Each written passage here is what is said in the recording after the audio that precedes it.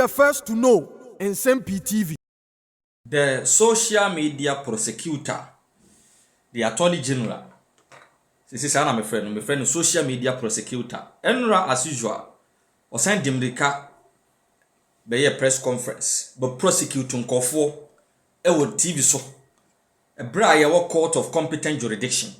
Mihui, Obia Oni Mrebia and say, Oya we move who say Sumesia now benting abo mine chronoa. You present your evidence and your case before a court of competent jurisdiction. Now, after a rule of law, aye juma. Na court ankasa a convicted that fellow. If say emrebu bonwa, but where there be an attorney general was sit on TV and prosecute. As I'm not going to court no, or to me change the charge sheet be 3 times, and it has happened in the case of Yura a Dubois. Yeah. Bibia da honum pefi. Ena wa kika saa na kika saa no ko kan bi di kire wo chema wontumi say. Chema wontumi ne lawyers abesiki for plea bargaining na wono wampene. Ena no pay che ya na ene sensem no obegina TV so no keka ne saa obekeka fa no ho adi saa because we have some gullible Ghanaians omunsua die nsua hwe on de ye kanto di trimenu anu odena.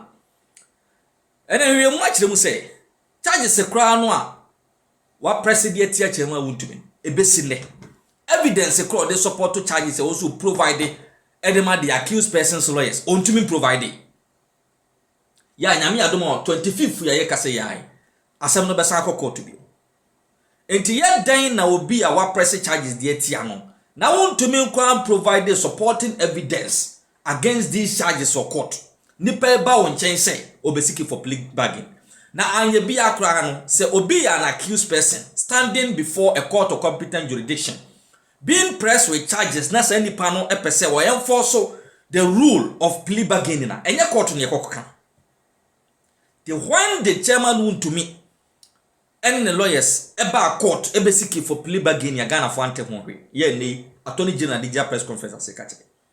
The other interesting revelations lawyer and the appear could be represented chairman won to me a make here with respect to someone attorney general bekeka God said be dia kon enso twa be di to so e ma nneoma ekoso nyina dia dance say attorney general on kan kre yanko ne yanko ginchire mu famfa sanse ni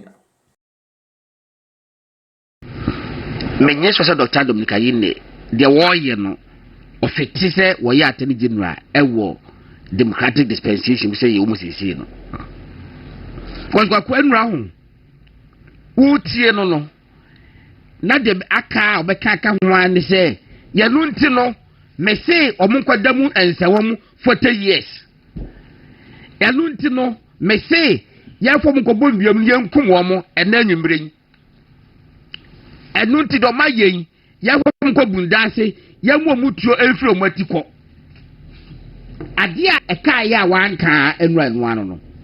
He pronounced them guilty. In fact, the word alleged were Nusubi and Ra. The word alleged were Nusubi.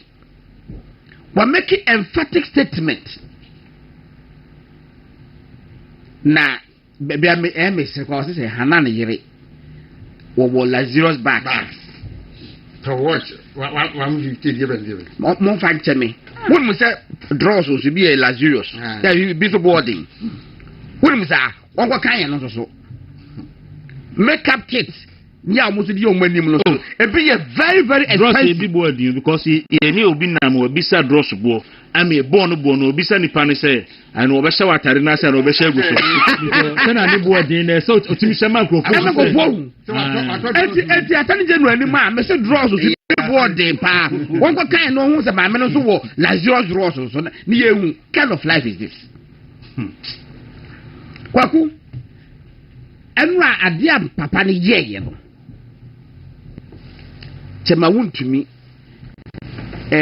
asoma ne pa egbomu yedin abeda say omo time no I'm sure say chema wuntumi continuous existence as a human being no intimidate John Mahama enya disifo nyina omenyana ka wo afiri wiase press conference ba mko yeye most of my update on Ora mevoa me patcho update on Ora anytime I want to me if I home by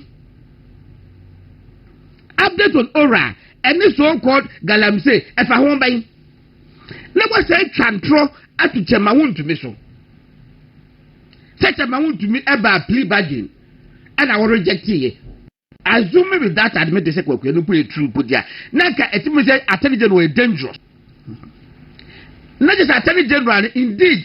Or person chesses here, Ghana near one ampere, where the man farm Mwampa.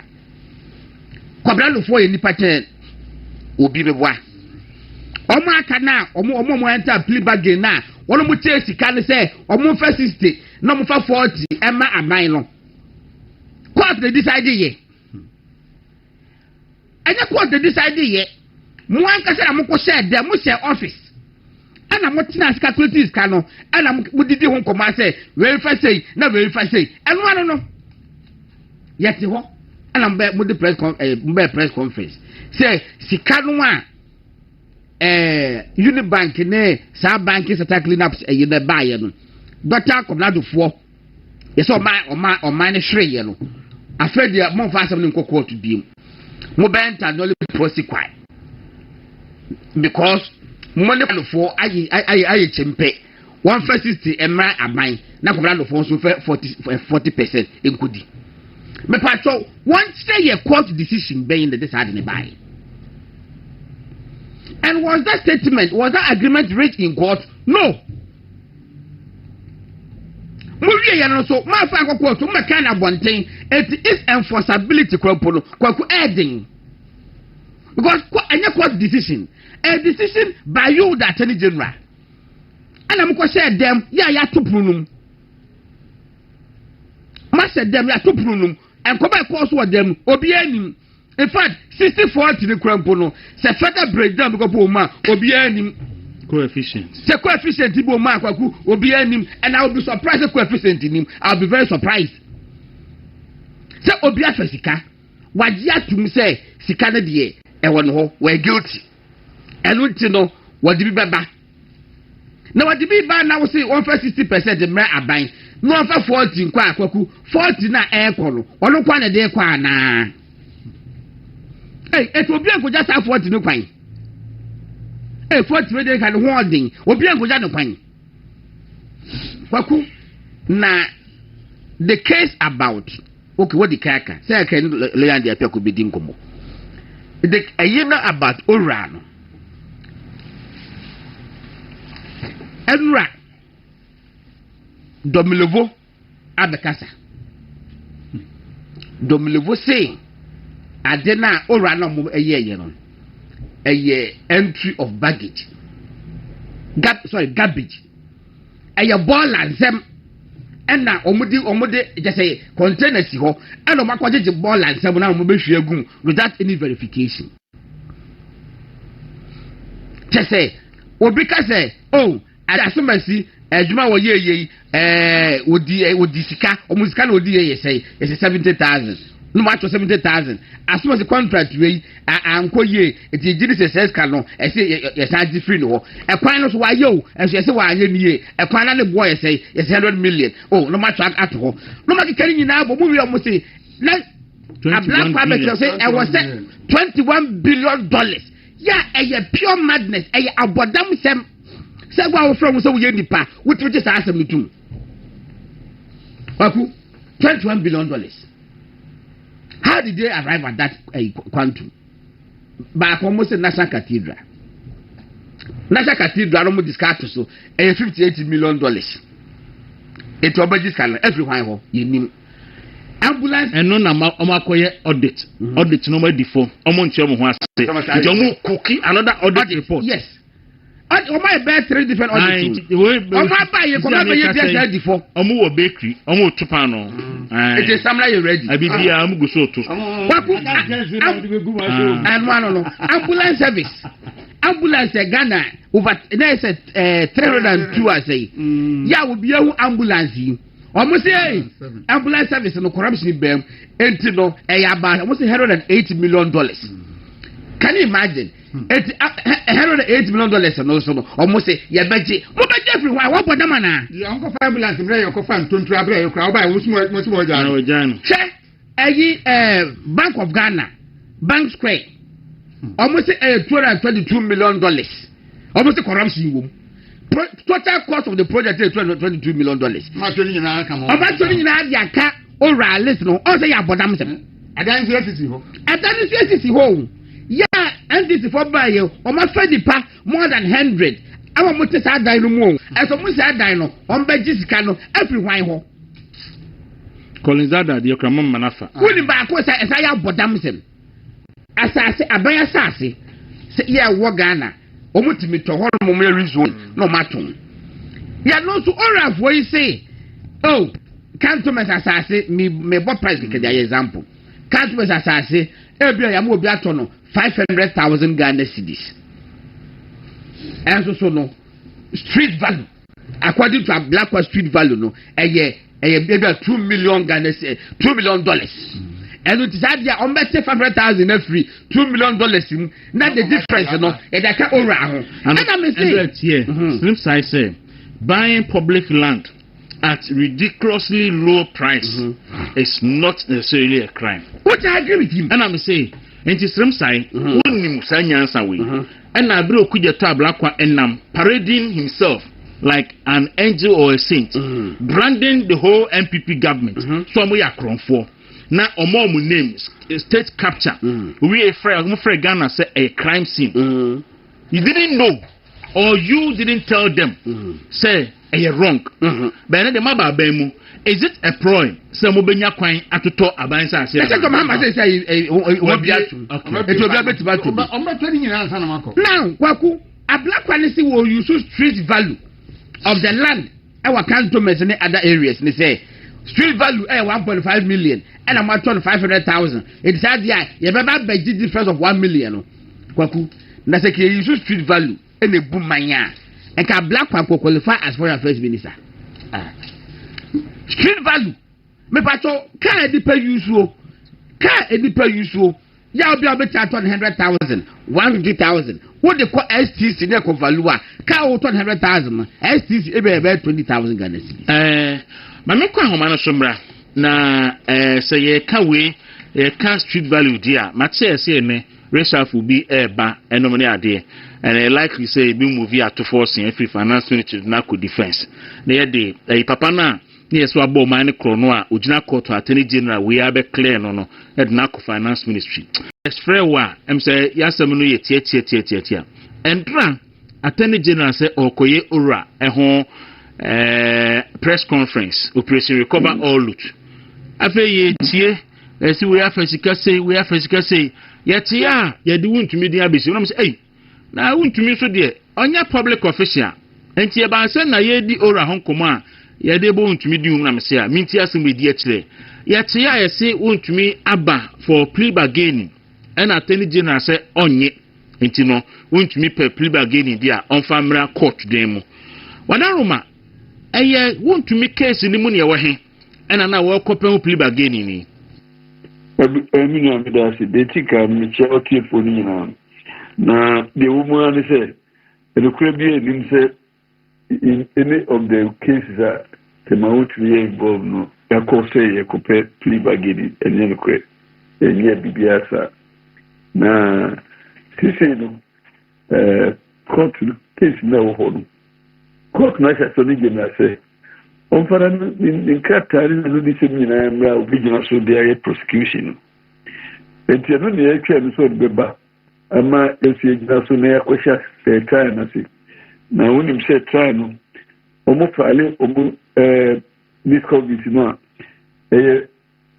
me lawyer for the accused person me no start cross examination into say all omo witnesses go through cross examination na omo wie no mkoso case ya afi answer na say omutimi establish BBSC year no na say otherwise so omutimi establish BBSC year no na say be file submission of no case na ye move na say court no near ya say case na we otherwise because bibi o say year no near year no na baby e we there omumfa discovery no clear mind empo yakọ case management conference na case management conference sometimes they do one more bit me aka say dia based on evidence crowd here the person be plea bargaining na engine go be a omumfa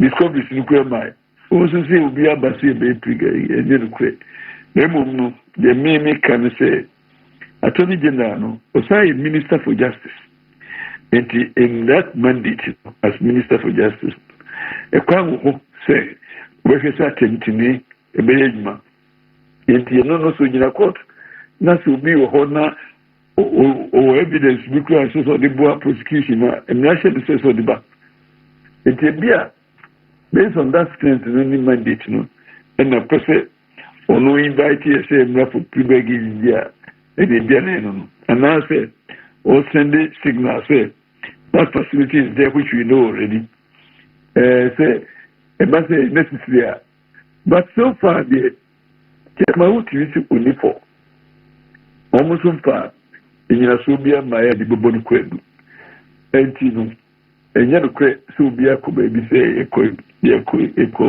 plea for begging. No, well, I don't know. Ebiana, we are chairman to me lawyer dear, but Ebiano no one attorney general didn't come on. What be sir or clients no say or no one coy and now on small be ancoy?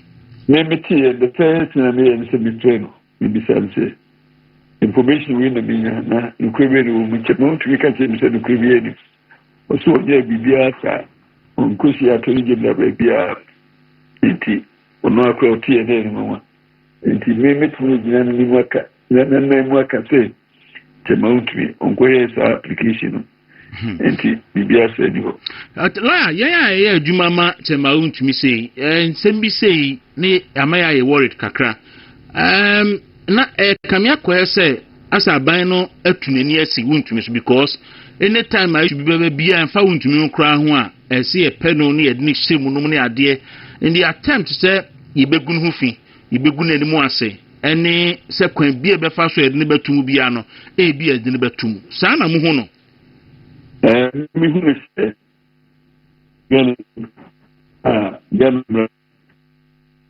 ne gan mrasi eti kebe untumi ti se ne menu miru na ti we ya say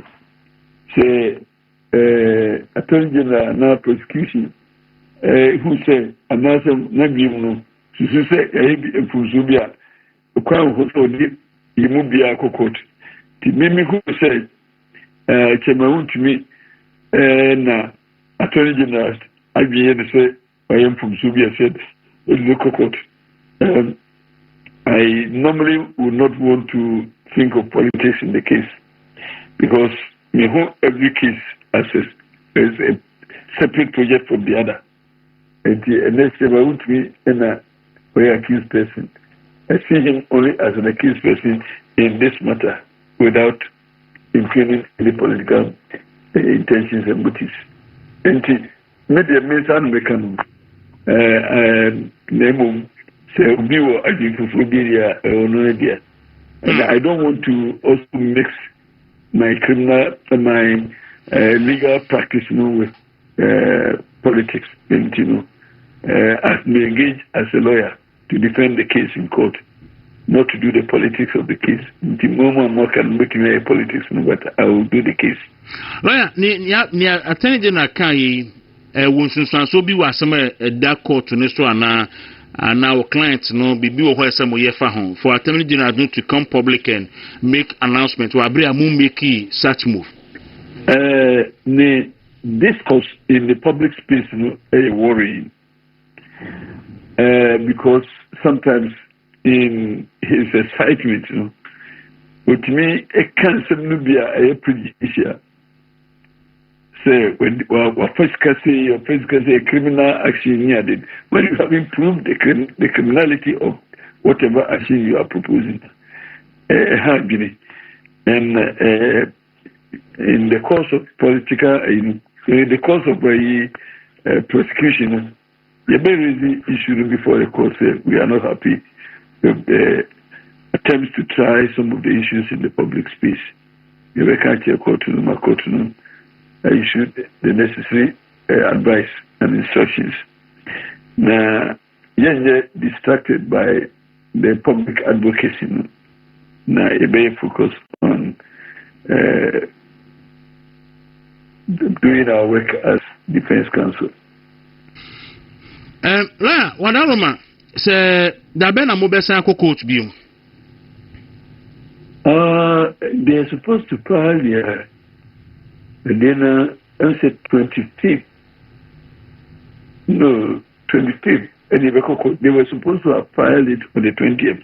But so far, in Sanka, Katan. And the Yakasai, Quadua, Attorney General, the Abowun to me, a home crater, Cajon, Adansidi, Cajon, a nipple, a nipple best from Mossa dance, a fool in a court to no see Munesa or the Mamma Baby Cinnamon Sankai. Messina Sankai, in Tiafanin.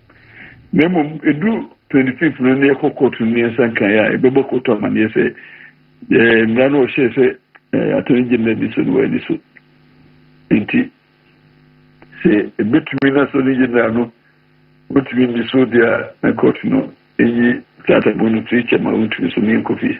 You see, Attorney General pronouncement as an invitation, Simon Rapid again, Nana.